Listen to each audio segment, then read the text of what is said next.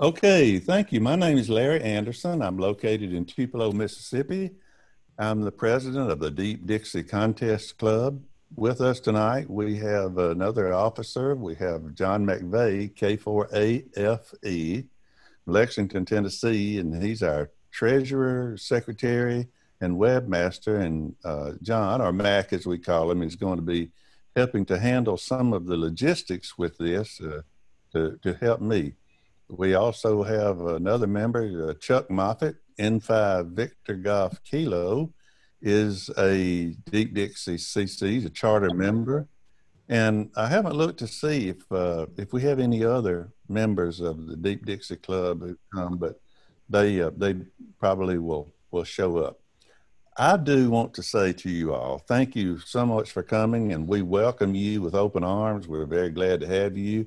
And as you'll see on the screen here, we have friends from a lot of different clubs who have agreed to join us for our various programs in what we call the Zoom Learning Series. And I know we have some members from the Dallas-Fort Worth Contest Group, the DFWCG, and also added a couple of clubs from last time we did this, and that was the Yankee Clipper Contest Club. It's up in the New England area. Been around a long time, and Potomac Valley Radio Club, PVRC. I didn't put the logo on here. I just realized for the Society of Midwest Contesters, SMC, but we've had some members from that up in the Midwest. Big, very active club in contesting especially. They're all trading along behind Val, NV9L, and others. So another organization that's joined us is the 599DX Association, located mainly on the Mississippi Gulf Coast, but members in a lot of other states. From the Florida Contest Group, the Tennessee Contest Group, the new one that we added the logo for this week, but had representatives the last time, is Arizona Outlaws. We have another club that we talked about before that's located here in Tupelo, Mississippi, but there's a wonderful philosophy. They don't like traditional radio clubs where there's a big, long business meeting, boring, then there's some kind of a semblance of a program, and they have bickering and all that stuff. So the Area 51 radio group in Mississippi formed. They don't hold meetings, they don't have officers, but they are very active and conduct testing. And so the Area 51, nobody knows where they meet, but they have a really good location. Of course, the CW Ops organization is just phenomenal. I think probably most of us on this program tonight are members of CW Ops, and it's just fabulous. And we're very happy to have member number one, Jim, N3JT, with us tonight. If you see the logo in the bottom right-hand corner, this is really special. The last program that we had was presented by Kevin Nason, November 4 X-Ray Lima, N4XL, and it was on vertical antennas and just the experiences that he's had. It was wonderful. If you haven't watched that video, I encourage you to go back to the Deep Dixie Contest Club YouTube channel, find that video and watch it. It was terrific. Well, it was so good that I received an email this past week from Roger Cook, COOKE, in the Norfolk Amateur Radio Club in the United Kingdom, and was asking me if I could present that program to their club of 160 people. So I immediately said, well, I'm not the man you want, but here's Kevin. So we got them connected, and Kevin's going to be presenting the program to that group in the UK. And if the time were different, since it's like midnight over there, past midnight, probably don't have many people over there, but it's just fun to realize that ham radio is such a global organization. Anyway, so on behalf of the Deep Dixie Contest Club, I want to welcome everyone to the program tonight. We do have a running list of ideas for programs that our members have proposed. And while we don't have these scheduled, we have some that we're thinking about for things like RFI in your shack. You know, what is it, how to get rid of it, etc. Had a conversation with a ham this afternoon about using VNAs and the various kinds of very important things that we can find. And he has some great personal stories about that. Grounding, and we probably are thinking about reaching out to like Ward Silver and maybe Bud Trench and see if Ward would like to meet with us and do a program, and Bud could do something that's certainly on SO2R in a big station. We have so many resources in the ham radio community that we know we can bring to bear. We also have in the Deep Dixie Club, we have 2 youth members. We have several, 5 youth members. We have 2 of them, brother and sister, who live in the Atlanta area, Audrey and Jack McElroy, and we're expecting them to prepare a program on their satellite, work with satellites, and their high altitude balloon experiences. And it's great. We try to do everything we can to encourage young people. Okay, so the Deep Dixie Contest Club does have a sort of a fledgling YouTube channel. So you can just go to that channel, and you'll see the last 2 or 3 YouTube programs that we have. We'll have many more in the future, but just to let you know that that's there. We certainly encourage you, and you're welcome to view those. Tonight, I'm going to turn this over to Gerry in just a moment. And boy, we appreciate Gerry, who's not a member of the Deep Dixie Contest Club, but he had a great idea, and we were able to work it out for him to make a presentation to everybody tonight. So I'm going to turn it over to Gerry in just a moment and let Gerry share his screen, and then just take it off to talk to us about the RS-232 Nirvana. So I'm going to just say thank you, Gerry, and you just go ahead and take it away. All right. Well, good evening, everyone. And I'm Gerry, W1VE. Well, I think I've probably worked most of you on the air. Been doing this ham radio business for about 45 years. So there's a good chance we've worked in some event or rag-chewed on the air. I'm in Hancock, New Hampshire, a small town in sort of southwestern New Hampshire, next to the town of Peterborough and not too far from Keene. So if you know New Hampshire at all, that's where I'm from. In the past few years, I've been doing a lot of remote operation. Remote has become very, very popular. And along with remote comes a lot of station automation. And most of you have been, I know you've been involved with RS-232 probably for many years now. We've had rig control for a long, long time. We have rotor controls. We have amplifier controls. We have many, many things. And the common lament I hear from many hams as they're getting ready for a contest, of course, our main focus is RF. We're going to make sure the antennas work and the amplifiers work and all the rest of the pieces and parts work. But then we finally come to make our contest logger work or integrate some of the other parts, and we pull our hair out a lot of the times. And so this is going to be a little bit of a technical talk about a solution that I've found, that I've kind of discovered and implemented at a lot of different locations, different friends' locations, that sort of solves the RS-232 dilemma for good. Let's see if my slide will change here. Whoop, there we go. So, a couple of things I want to tell you. This is not a general talk about serial ports. There's been some really, really great presentations about those that have been done in the past. And if you haven't seen it, Bob, N6TV, has a very excellent presentation about that's everything you need to know about USB and serial interfaces. And that's on kkn.net. If you go there, you'll see the link for it.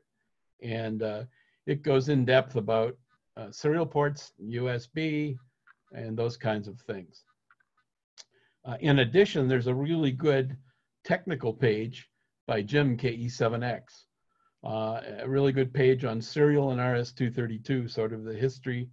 And if you're having problems making cables or doing anything like that, it's a really good resource page. So what I want to talk about tonight is about high performance, low cost, reliable, flexible serial port solutions. Okay, and these can be used both locally in your station or, yeah, big bonus, remote over in remote amateur radio situations. And I had to think of a good joke. I was told by Jim N3JT to find a good joke about serial ports, and this is the best one I could find. I always thought serial ports was a breakfast wine. So anyway, let me move. I got to move my window here a bit. So just a warning, this is kind of IT geek stuff. If you're not real familiar with local area networks or serial, it might take a little while to understand, but I'm going to go through this slowly, and hopefully we'll get through it together. So my Nirvana solution is something called a serial port, something called serial port server. So what's a serial port server?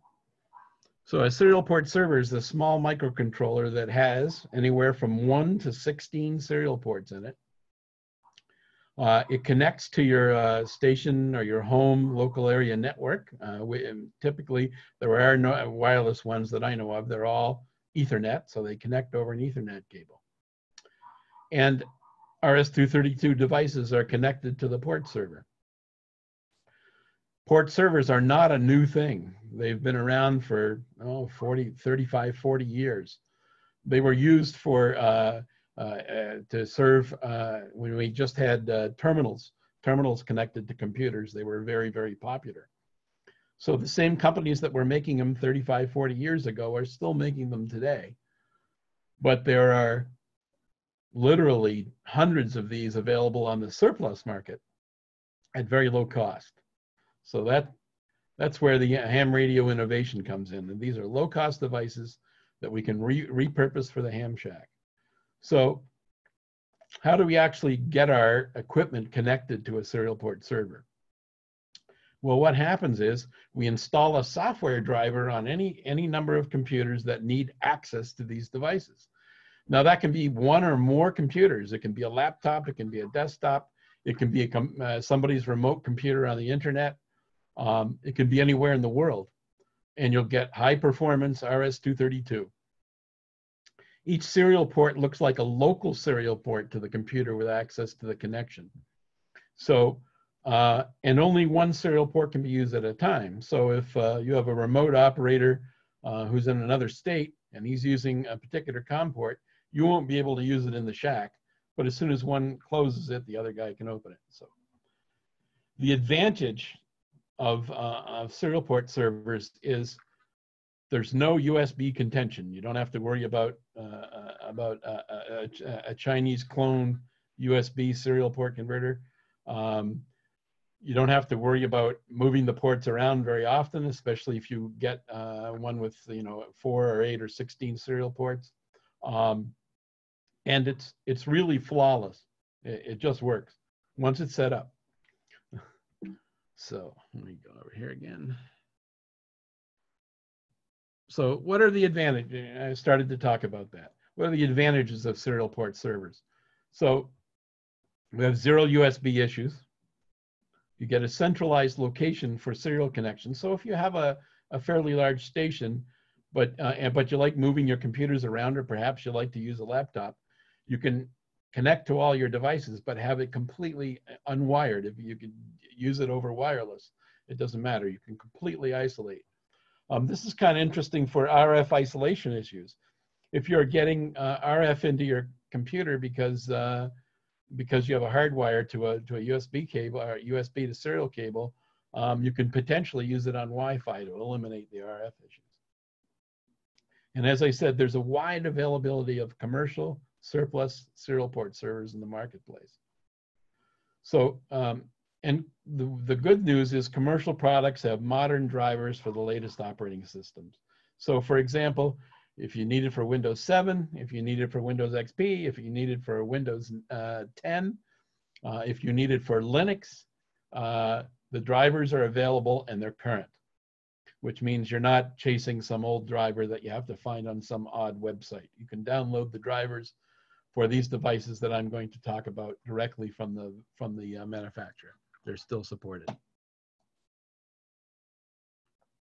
So here's a look at some commercial surplus serial port servers that you'll find. Most of these you'll find on YouTube. There are lots of other places that sell them. So there's a company called Digi, which makes a product called Portserver 2 or Portserver TS, and that's a 4-port unit. That's that little box on the top left. And it's no larger than maybe 2 packs of cigarettes. It's pretty small. And then there's another company called Lantronix. I know quite a few hams that use the Lantronix serial port servers. And then there's a company called Moxa, which is a newer entrant into the marketplace for port servers. Although a lot of these guys have been around for a long time. So what do these things cost? Well, there's a wide variance of price ranges. If you go on eBay and search for these models right now, you can find them all at the new prices, which can be anywhere from say $150 for a 1-port device to many thousands of dollars for a 16-port device. But what you're looking for is people that sell surplus IT equipment, who buy for example, when a business closes down, they buy wholesale all the parts in the business. And these serial port servers are commonly used in point of sale, and for retail printers, for lots of other devices. So they're typically taken out of service and sold. And this is where you get the bargains. So I've actually bought 16-port servers for 99 cents when a vendor doesn't know really what they have. But typical prices range from about 15 bucks for a 2-porter to maybe between 75 and 100 for a 16-port server. There's no load on your computer. There's very little load. So even if you can't use 16 ports, it's always nice to have to get an 8 or a 16-port server.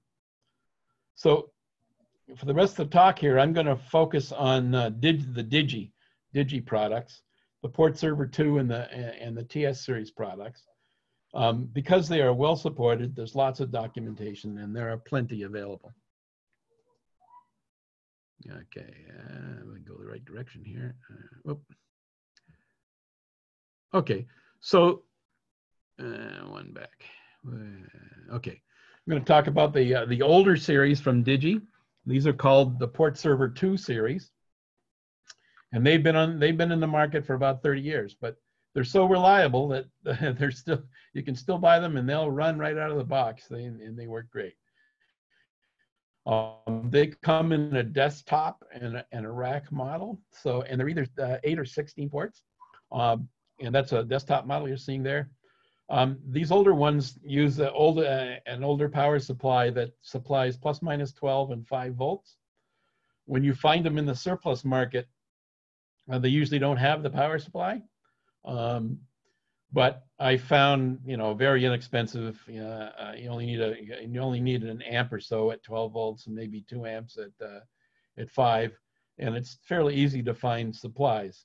There used to be external disk drive cases that came with power supplies that have the exact power supply that you need. So you can get these Portserver 2s very inexpensively, and if you have to put a power supply on it, that's the only additional cost. They're a little bit harder to set up. You have to plug a terminal or a terminal emulator from your PC, which I'm going to talk about, into one of the ports and configure it using some commands.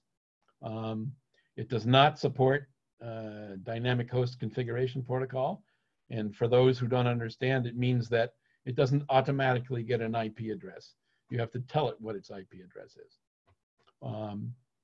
But those negatives aside, you can get these are the ones that I bought for 99 cents in that range. These are you can usually find much cheaper.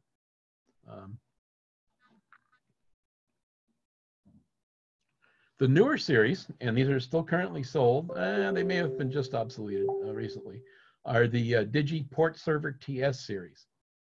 And these come in versatile sizes. So you can get a 4-port server in that sort of cigarette package size case. So it doesn't take up any room in the shack. And that's 1, 2, or 4 ports.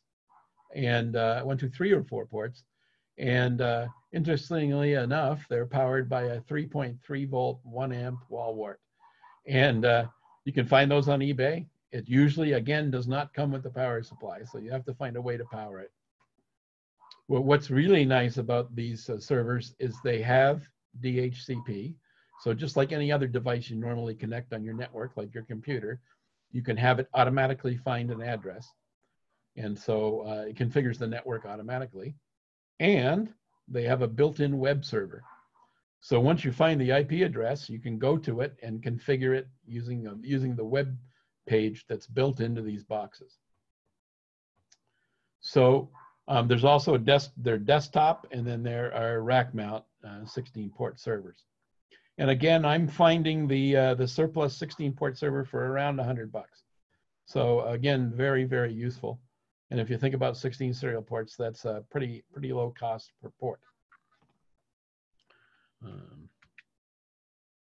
So there are some wiring things you would have to learn. And this is an eye chart for anybody who wants to read it, but I'll leave it up here for quite a bit. Because of the density of the ports on these port servers, they don't use DB9 connectors. They use RJ45 connectors, which are the standard Ethernet connector. But the good thing is you can use Ethernet cable, cheap, inexpensive Ethernet cable to run your serial connections. And then there are standard available programmable DB9 male and DB9 25, DB9 female adapters. And that's what you're seeing in the left-hand side there. And I have links to Amazon where you can buy these in packs of 10. And you program the pins, the pluggable pins on the DB9, so you set them up the way that you want them. A very important diagram is this central one, which tells you the color codes of these programmable adapters, because you're going to have to map the RJ45 pin numbers to the RS-232 pin numbers when you're making yourself a cable. And a great diagram I borrowed off a KE7X and relabeled it a little bit are the two kinds of connections that you'd normally make with a port server when you want to use it in the ham shack.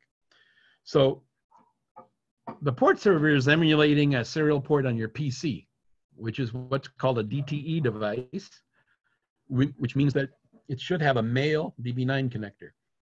So normally if you're making an RS-232 cable for one of these, and you're going to connect to the back of a radio or an amplifier or some other device, you're going to plug into a female DB9. So you need a male DB9. So you'd configure it with the wiring shown for the male connector. If you're going to program the port server, you have to go the other way around. You're going to connect your PC with a terminal emulator which I'll show in another slide here, to configure it. And in that case, you're connecting a DCE device, the port server, to a DTE device to another DTE device, which is a computer to a computer. And you've probably heard the term null modem. And the bottom diagram there shows the configuration for a null modem cable if you were going to connect a computer to a computer, or a port server directly to a computer, so you can configure it. And of course, you have to swap the transmit and receive leads. And pretty straightforward, but you can get confused if you got to know what you're doing. You've got to set it up correctly. But you'll find in most of ham radio and most of the equipment that we have in our shacks, they follow the standard. Most devices have DB9 connectors on them. They're the DCE, data communications device, and the computer is the DCE device. So that's why you have males and females for RS-232, and it's pretty much a standard. On the right-hand side is the Portserver mapping to show you what the RJ45 wiring is to a DB9. So essentially, you're going to spend some time plugging in these programmable RJ45 to DB9 adapters, but it's very inexpensive. I mean, you know, you can make a cable for a few bucks. If you want to go to Digi and buy a pre-made RJ45 to DB9 cable, they were going to cost you 4 to 5 times what you can buy the server for. So it's very advantageous to buy these adapters and build your own. So how do you set up one of these things? Well, if you have a web page, you're all set. You go to the web page. Whoop. Let me go back one. Okay. You can go to the web page on a TS series server, or you have to make a terminal cable, like I said, and use a terminal emulation program to talk across a serial port from your computer back to the Portserver. So you need a serial port on your PC. So you've got to have at least one USB to serial adapter that you're going to throw away after you put in your Portserver. So what you do is you connect that to any port on your Portserver, whether it be a 1 port or a 16 port, any of the ports will work. And then you need a terminal emulation program. If you don't have one of those, because a lot of hams haven't used them in a long time, there's a real easy free one to use. It's called RealTerm, and the URL there is on my slide. So once you do that, you go to this. If you look in the picture there, you go to the port tab, and I would recommend going at 9600 baud, but it'll auto baud, which means it'll connect at any speed. And you pick the port of your USB serial port or whatever your serial port is in your computer, and you press the open button and open the port. And if you press the enter key a couple of times, the Portserver will come back to you and say login. Okay, and if you don't get the login prompt, you've got your cable wrong. Something is not quite right. So it will come alive. So to log in, you use the name root, R-O-O-T, and the default password is DVPS. So once you log in, you'll get a prompt, which is a little prompt symbol, which is a pound sign, and from there you can configure the IP address, which is the golden thing you need before you can connect another computer to the Portserver. So you see that the command is setconfig. If you type setconfig without any parameters, it'll tell you what all the current settings are. So it's a good way to review. You set config equal to an IP address, and and typically on the networks that we use at home, our 192.168 network, you pick an address that's not in use. And if you pick one below 100, it's probably going to be okay. If you know how to look for an empty IP address, do that. But typically, if you put it at the low end of the range, it's going to work. Okay.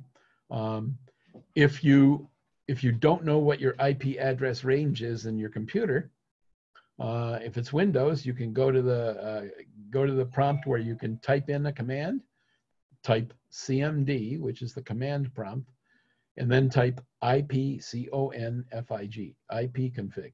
If you do that, it's going to tell you what the IP address is of your computer, what your network is, and what your gateway is. And these are the things that you need to configure the Portserver. So this is how you set the IP address. Set the max. If you know your gate, you don't have to set a gateway, but it's good to. If you know what it is, you can set the gateway. Once you do that, there's a command called boot action equals reset. When you do that, it's stored in the memory of the port server forever, and the port server will reboot. It only takes 10 or 15 seconds to reboot. Once it comes back, you should be able to get to it via the LAN. If you think you set something wrong, again, you're still connected on the serial port, and you can hit the enter key and you'll get the login prompt again. For the TS series, if you buy a TS series server, and Jim, N3JT and I was helping him get one set up the other day, and we forgot to do this. If DHCP is not turned on by default, when you buy a surplus port server, it may not be set up the way you want it to be. So these port servers, the TS series port servers, have a little blue button on them. Like any other device, you can reset them. So you hold in the reset button for, I think it's 40 seconds, and it'll automatically turn on DHCP for you. So you don't have to configure it here. But if you want to, you can connect up, talk to the serial port, and use the command set DHCP equals on. Again, this will give the box an IP address. And as you'll see in the next step, we need that IP address in order to connect any computer on your LAN or any computer on the internet to the port server. So once the IP address is set, we're good. So if your head is swimming right now, don't worry. We're going to have time here, and I'll definitely take some questions if people have any questions about this. So how do we install a Windows driver so we can get at these ports? All this work, we need some serial ports. So the Windows driver and drivers for other operating systems are available on the Digi website. There's the link right there. Download it. It's a zip file. You unzip it into a directory, and it has a setup.exe program. So they have the technology they call this in these Windows drivers called real ports, and they are real serial ports. So when you extract the installer and run setup.exe, you're going to get that first dialog on the left, which is going to try and find any port servers that are currently installed on your network. And of course, if you don't have any, it's not going to find any. But there's a link there for device not found. You highlight that and you press next. And the next dialog is where all the fun happens. So first of all, you can have a label for all your serial ports that are going to be running on the port server. So you want to identify if they're the ham shack or whatever they might be, you can identify them. And there's multiple ways to specify where the port server is on your network. You can specify it directly by its IP address. You can specify it by its MAC. Probably don't want to do that. Or you can use DNS. So if you have dynamic DNS, or if your shack has a DNS name, you can specify the DNS name. There are some extra steps to make the port server available outside on the internet, and I'll go over that in a minute. But essentially, if it's inside on your local area network in the ham shack, you specify the IP address. Then you tell the software how many serial ports you're going to install, and that's based on how many RS-232 ports are on your port server. So you take the number. For this example, I had 16, and then you pick the starting COM port number. Now, it's my preference to always pick a number higher than anything else that might possibly be on the system. You have to be careful here, because certain pieces of software that we use in ham radio don't allow you to go over a certain COM port number. So if you have, for example, there's a piece of software that works with one of the tunable antennas that only goes to COM9. So that won't work with this. You have to pick a COM port number that will work with the software that you have. But I tend to go fairly high, and so in this case, I started with COM port 20. You don't have to change any other setting here. So the default port, there's a port and an IP address. The port 771 is fine. Just leave it as it is. That's what the default port is set in the port server when you booted it and it's set up. although that is changeable. If you have a specific need to change the port, you have to change it in both the port server and in the software here. So once you've done that, you press the finish button, and magically, the next thing you can do is go look at Device Manager. And when you go to Device Manager, you now have local serial ports that are real serial ports, the COM numbers in the brackets, and the ports identified 1 through whatever you have. And those are labeled on the port server, so you can easily match up what the serial port is with the actual COM port number. So these COM ports on the port server can do any baud rate, up to 115/200. CW operators might say, well, can I use them for RTS and DTR CW keying? Yes, I've done it. I've done it on a LAN, and it works very well up to about maybe 40 or 45 words per minute. It starts to clip a little bit if you go more than that, but yeah, it works for CW keying. I wouldn't do it across the internet because the latency will change what the CW sounds like. But locally on a LAN works great. So what about if you want to access this port server over the internet? Well, because it's a server, you need to allow people on the outside world to see your port server on the inside world. And the way you do that is with what's called a port forward rule in your server. Now, if you've done anything with remote, with the RRC or any other device, you know that you have to create port forwards for those devices. For this port server, you need to have a port forwarding rule that says, if it's on port 771 on the internet side, forward the traffic to the IP address of the port server inside your LAN. One recommendation though, a port server 771 is a very, very common, that's the standard Digi port. So for security reasons, you may want to pick a different port on the outside, like say 7711, and specify the inside port as 771. So it'll do what's called a port translation, and people won't be able to find your port server on you. So port forwards are usually set up in the firewall section of your router. Sometimes they're called applications, but generally they're going to ask you for the IP address of the internal device and the ports that you want to forward. So again, only one computer can access a port in the port server at a time. But of course, if you have many ports, with each person on a port, then it's good. It's just like serial ports were as if they were local.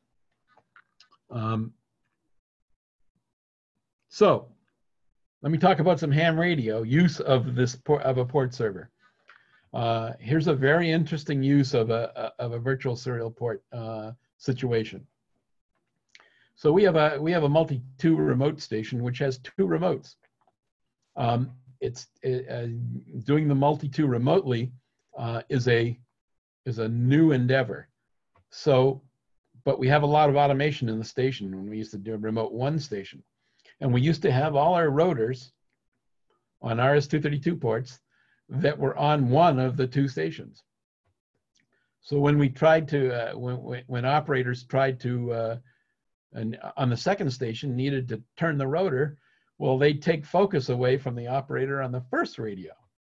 So that was a real problem. So I wanted to come up with a solution where each operator would get a view of all the rotor controls and the antenna switch that we have. The antenna switch is a web server, but we wanted them to be able to get it to all the rotors. So here's what this is. This is a virtual machine in the cloud. This is a virtual Windows machine. Actually, the station is in Vermont. The cloud is, the remote server is in West Virginia, happens to be. And that's running a Windows OS. And we're connecting to it over AnyDesk, which is a desktop sharing protocol. But the port server driver is installed on this PC. So even though it's, just a virtual machine, has no hardware, it has access to the 16 serial ports we have in the station. So now each operator on the remote or local in the station can bring up an AnyDesk window where they can all view the same window at the same time, but they can manipulate the rotors and change antennas without taking focus away from the operator who's trying to operate the radio. So it's just one interesting way of how you can use Portservers. They're very versatile.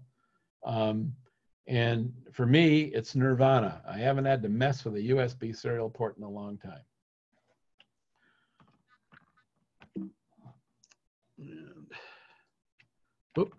So I have some resources here. So Digi has all the manuals on their website. There's some shortened URLs to get you there, both the Portserver 2 and the TS. There's lots of documentation on anything related to Digi available in Google searches. So if you search, you'll find. And then just start looking at eBay and just watch the prices. A lot of them can be had at very, very low prices. And I've done a lot of them. So that's what I have. I'd love to open it up for anybody that wants to ask questions.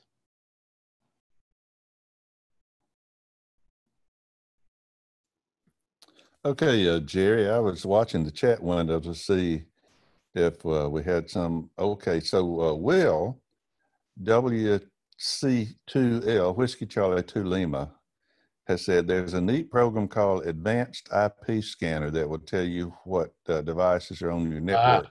Great comment, Will. That actually, Gerry, may be reflective of another question that had come up with respect to those IP addresses that you were assigning. Mm-hmm. And so one person asked, are those IP addresses that you assign kind of a twofold thing? Are they they're static IP addresses, or are they coming from a portion of maybe reserved addresses in the DHCP lookup table or something? Okay, well, that's good. Those are good questions. So first of all, I should have stuck this in the talk because I use it all the time. There's this great program. It's free, called Advanced Port Scanner.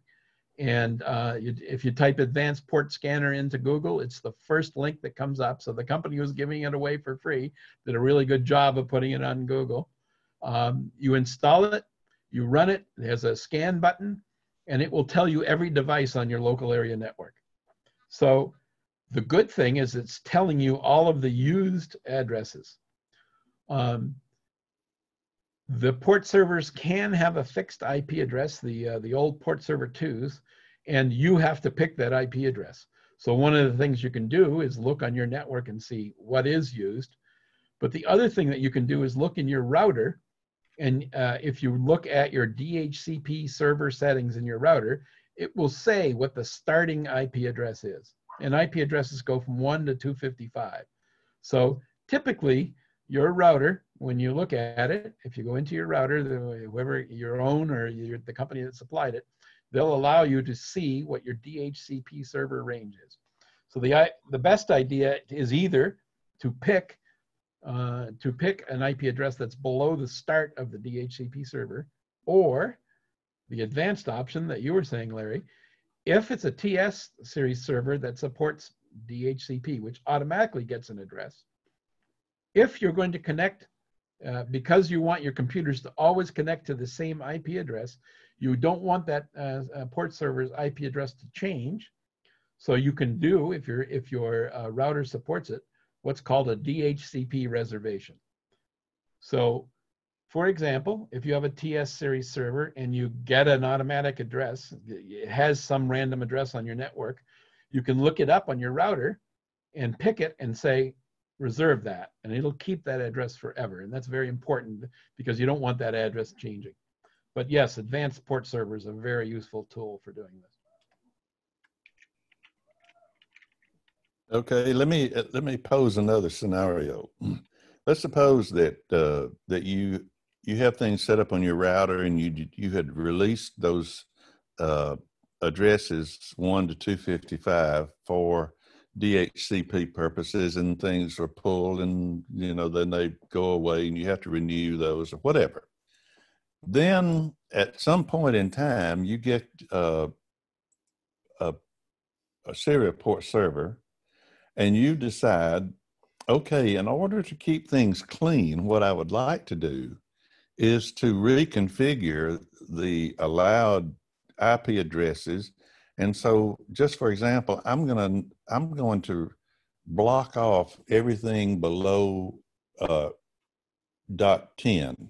And so it's like 192.168.1.11 to 255, and those are for just DHCP. But then if I need to, or just I'm picking 10, so then you would have that bank of sort of reserved numbers. Yes. that all would be assigned individually, so that they're always there, and you wouldn't run the risk of their ever changing. Correct. And typically your router doesn't do the 1 to 255 range. There always is, unless somebody forced it to use all of them. Well, it has to be 2, because your router itself is usually the .1 address.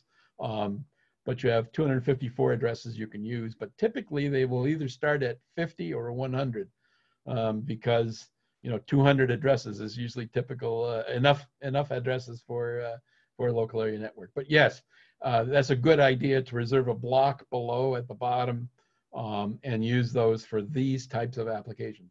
And because it's a server, and because you're going to have software that's going to point to the server, you always wanted to have an address that doesn't change. Good. Okay, let me put another kink in this pig's tail. And it's I ask out of ignorance. So if we're at some point going to be involved in port forwarding, and you say from externally we could use a number beside port 71, but on internally we're going to use 71. So is there any conflict? But I mean, so let me explain it this way. Let me do a little diagram in your head so it's easy to understand. Let's talk about IP addresses and ports. So think of your IP address, your external IP, and we got to talk about external and internal, but let's talk about the external. You have an IP address on the internet, and that address is like your street address. It's like the address of your house, and it's unique to you in the world, even on IPv4, it's unique to you in the world. That's always you. What the port number is the doors of your house. It's what door are you going in, okay? What door of the house you're going in. And there's actually 65,535 ports, so there's a lot of doors. Now, let's talk about inside your house. Inside your house, you have all the rooms of your house, which are all the IP addresses on your local area network, okay? And they're internal, they're not external, they're internal. And the way that your local area network is designed, it can only go inside. You have to have a way, you have to have a portal, you have to have a way to get from the inside to the outside and the outside to the inside. So that's what port forwarding is. So when you set up your router, you tell it, I'm gonna say my front door, port 7, which is port 771, if we're gonna use the actual port of the port server, is gonna go to my bedroom, which is port 771 on the inside network. So you're routing it. That's what it's called, routing, and it's a way to get it in the door and to the port server. Now, because I said port 771 is the standard port server routing, we may not just want to have it out there on the internet, because anybody could connect to it and get to my port server and use my serial ports. So you can use any number you want. For example, you could use your birth year. So if I wanted to use 1958 as my outside port, I could use that. And then but I have to use 771 on the inside, because that's what I programmed my port server to have. But port forwarding is a way to say on my public IP address on the internet, how do I get from the outside to the inside? Okay, yes.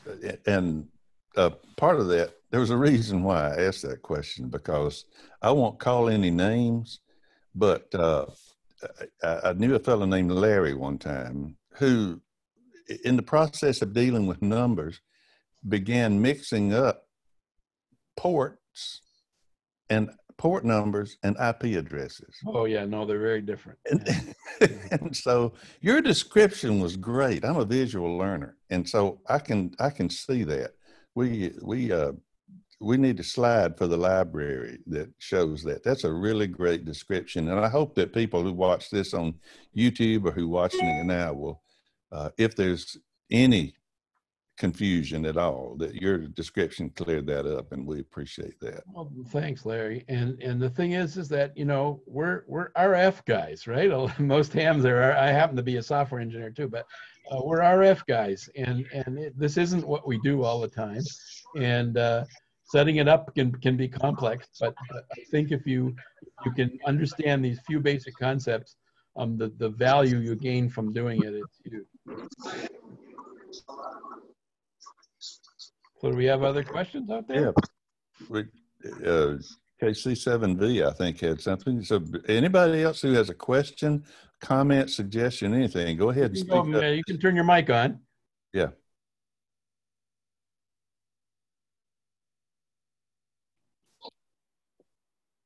You remember Ferris Bueller's Day Off? Anyone? So y'all go ahead and speak up, and I think that's really going to help here.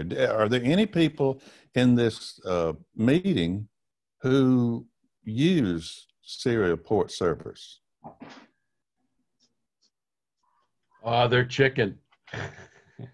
Jim N3JT does. I set it up for him. It did. I was hiding, but you're right. I now use one. What do you use it for, Jim? How do you use it, and why did you want it? I wanted it for increased reliability and because Gerry is a fantastic salesman. I control an expert amplifier and a rotator remotely. So I need 2 ports. And I have visions of using other ports in the future, so I have a 16-port device. Gerry, you might add that other little device that with a little relays on it. You might want to tell people about that thing. Oh yeah, I mean, I could do a whole nother session on automation in the ham shack, but I use there are lots of commercial and inexpensive relay boards that are IP controlled relay boards. Actually, in this other slide I had back here of the remote station, this relay control here, what this is 8 relays that connect over IP. The box has a built-in web server, and that's what you're looking at is the default web server. And we use that to drive like ham plus relays or Dow key relays, any other kind of coax relay. You could hook it up to take a 6-pack apart and use the relays from that and drive it with that. But it's a way to, now in this particular station we have the band switching all automatic, but the auxiliary antennas to switch to different antennas, we use one of these relay boxes. So that's another IP based product, but those are less than $100, so they're very reasonable. Just to clarify one thing, for several years I have been using a Chinese Ethernet to RS-232 converter, 2 of them, one for the rotator and one for control of the amplifier. In order to utilize those, I had to install on my laptop a program, in my case called VCOM, which established 2 virtual serial ports. And that worked okay. It was a little squirrely on occasion, and it worked okay. This system that Gerry has voids the necessity of establishing every time I activate my station these virtual serial ports, because they automatically populate as soon as you turn on the port server. And they're all connected.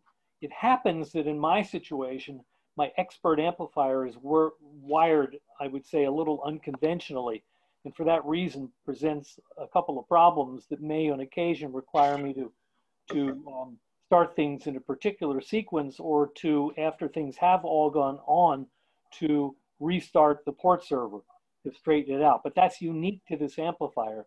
More commonly, I think, is how it works, and very well, with my rotator through a Green Heron controller, and that is absolutely flawless and much better. I just run the little GH program, and bang, it's there and operating. Go ahead, Gerry. Yeah, and that's the thing. It's very, very reliable. Once you have it up and you have the port server running and you install the driver, whether you're on the internet or whether you're local. That's K2LE in Vermont. I have a 16 port server, and we've been using that 3 years, and it's been flawless. Very flawless.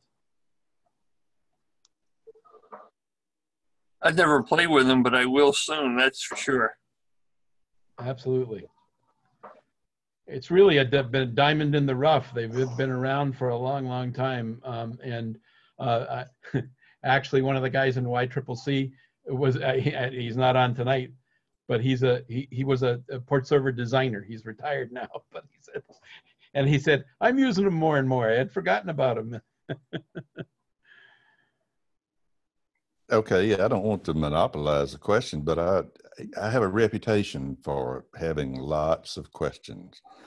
I remember my students at Mississippi State used to say, Dr. Anderson, will you please stop wondering about stuff? So in thinking about Jim's situation, and he's using this remotely, so the port server is at his, let's say he's in Florida, and his main station is in Virginia. So his port server is going to be in Virginia with his equipment, and he's sitting with his laptop in Florida. So then there's a power failure in Virginia at his home station. What about the sequence of restart items? I'm assuming that Jim has a mechanism for restarting things after there's been a power failure. I do. My situation is a little unusual in that I have a battery backup system in the garage, solar charged. So I will never be without power in my shack unless there's an earthquake. And a few years ago, there was an earthquake, but it didn't take out the power. And the backup, if the batteries, if I'm without commercial power for more than 2 days, a generator comes on, natural gas supplied. But so I never lose power. But let's imagine that I did. When things got started again, and I should add that I use a web switch, which has its own IP address. I turn on the power. If you were to come into the shack, in fact, right now it's this way, but if I were in Florida and doing something, I come home and I want to go on the air, the very first thing I do is go on my computer, go on my browser, put in the address for the web switch, which then through which I then activate 8 to 120 volt sockets that feed power to all the stuff in my shack. So everything gets turned on by that. Now, if I lose commercial power, and if I didn't have this emergency backup, everything would be off. But when it came back on, the port server would simply go back on. And just like in a local computer, if the port server wasn't on, you'd get an error that you couldn't open the COM port, right? But once you bring up AC power, and of course, Larry, again, this could be another topic about remote and automation. This web power switch that Jim refers to is a $129 box that has a web server in it that controls eight AC outlets right off the shelf, commercial product. It has a very neat feature in that you can have, because it's connected to the internet, you can have it ping like Google all the time. And if it can't connect to Google, you can cycle the power on your router, which so you can get your internet back remotely, which is it saved my bacon. K2LE station in Vermont is an hour and a half from me, and we have it there. And in the wintertime, we lose power a lot. But I just have that on the router. So the router will come back up. It can't, or the router dies. It finds that, it cycles the power. And like anybody knows, how do you fix an electronic device? You unplug it for 30 seconds and plug it back in again. So very, very useful. But there's a whole nother topic about remote stuff. But it's a the Portserver is very common use in a remote situation because you have lots of automation that you want to remote to your laptop that's far away. Okay, let's suppose that there is a relatively new ham. Let's suppose he or she has had a license for 1 year and may live in somewhat of a close proximity to a club. But even when he or she goes to a club meeting, it sounds like he's listening or she is listening to nuclear scientists and doesn't understand all this gibberish. How does a person like that, who is told, oh, you should purchase and install a serial Portserver? Hey, I'm that person, Larry. Okay, where does that person look? He looks to W1VE, who in this case, extraordinary patience. But once you learn it and you do it a few times, like everything else, it's understandable. It's certainly like the hobby, Larry. I mean, there's as much. This is just another facet. I mean, ham radio is gobbledygook to 99% of new hams anyway, right? And unfortunately, the way I see it, when I look on Facebook on some of the new ham forums and those kinds of things, there's people that want to feed you a fire hose of information rather than what you need in small amounts. And I try to get on there and help people, but feed them in very small amounts. But you know what? You had the key word right away, your local radio club. That's the best way to learn ham radio. It's the best way to learn about these kinds of techniques that I'm talking about now. You got to have some one-on-one. It's something that's been missing in ham radio. But and Gerry, yeah, you and I have talked about this. But all of us who are here tonight, those who have stayed this long and benefited from your great presentation, Gerry, were born and raised in RF worlds. Yes. Not in this kind of software engineering world, which yes. Network engineering is entirely new to me, so it's learning again. So even though all of us know a lot of stuff, this is like ham radio all over again. Yeah, I agree. And the thing is, but you know it now, Jim, and we spend a bunch of time talking about it, but it has to be in sort of smaller doses. I mean, you can't fire hose everybody because, I look at new hams and somebody says, well, what kind of HT should I get? And then they start talking about DMR and, all kinds of, they use buzzwords that a new person or a new ham has no idea what they're talking about. And, you have to pay attention to who the audience is. But I think local radio clubs are an awesome way to do that. Many of them just want you to help them program their Balphone. Yep. I did a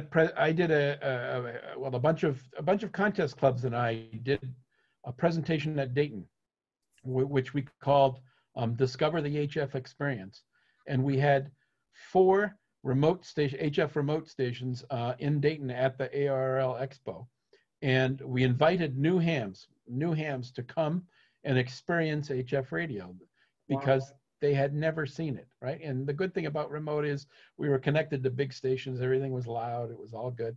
But the thing was, I had father and sons come who had their extra licenses for more than a year and had never touched HF, right?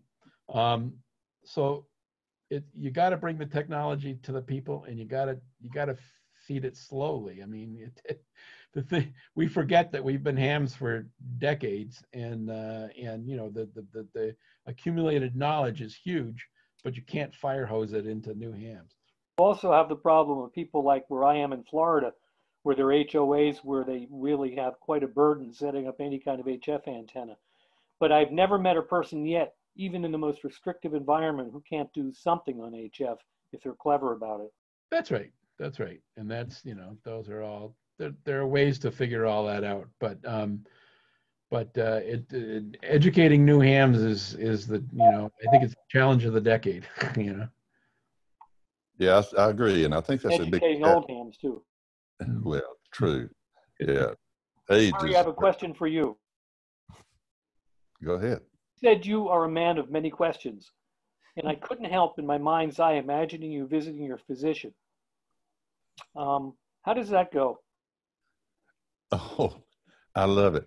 Well, I'm going to give you the capsule version. The physicians who I know, and I'm fortunate to get to sit on the research board, the IRB research. We review all the research for all the hospitals in this system, and it's a great hospital system. It's the only organization like it in the southeastern United States that's won the Baldrige Quality Award twice. And so I get to sit on that research board, and that's a garden for questions. So the doctors who know me, and they tell their receptionists, when Dr. Anderson calls for an appointment, make it 1 hour, not 30 minutes, because the questions are just so much fun. I love it when they say something to me and I get to ask a question. I just have a lot of questions. It's fun. Well, that's funny, Larry. I work in I work on EHR systems, so the first book that I wrote was called I Wonder, and we asked children all around the world, what do you wonder about? Don't worry about the answers. Don't be concerned with the answers. What do you wonder about? Oh man, it was so amazing. I remember questions like from Australia. Why is the sun bigger at the top of the sky than it is at the bottom of the sky? Why is the goldfish that color? Who decided that green was green? And you're like, this is great. Oh, then you go along and these magnificent questions, and then you come along and you find one that says, I wonder why my daddy treats my mother that way. The natural tendency is to jump off the cliff and say, oh no, that has to be horrible. But it could be that this child sees his daddy being very caring and considerate for the mother and treating her like a queen when his friends' parents don't act like that. So he wonders, what is it? Okay. Gerry, I'd like to, I think probably John McVeigh and I want to talk with you later on about maybe expanding some programs for the future. Sure. So I want to ask at this time, anybody else who has a question, if you put it in the chat window, if there's something that we have overlooked, your question or your comment, or anybody who has anything to offer, come forth and we welcome your questions. This recording will be available sometime when Larry gets a chance to process it and get it uploaded. That could be a few days, I guess. Yep, Yeah. and my really easy email address, Gerry with a G at W1VE.com. If you have any particular questions, you can email me. That's great. So, they can everybody see getting on for Worldwide this weekend? I beg your pardon? Getting on for Worldwide this weekend? CQ Worldwide phone? Well, I was asking him if he knows where his microphone is. Oh, I'm teasing. I know you're not, Jim.